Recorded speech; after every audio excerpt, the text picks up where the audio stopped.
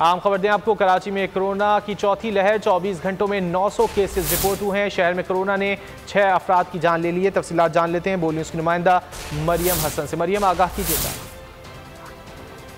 देखिए, बिल्कुल चौथी लहर है और बतदरीज केसेस में जो है कमी जारी है। गुज़श्ता 24 घंटों में कराची में मंतब केसेस की 14 एक रिपोर्ट हुई है, जबकि सिंध है वो रिपोर्ट किए गए हैं और इनमें से कराची में जो है तकरीबन 412 केसेज हैं।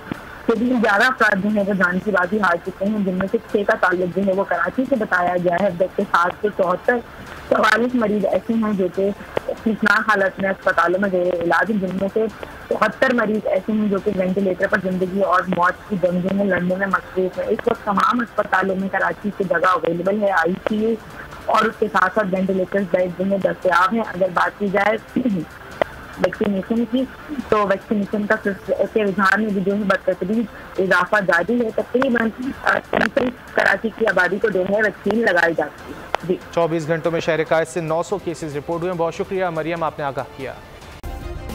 सब्सक्राइब करें और बेल दबाएं ताकि कोई खबर रह न जाए।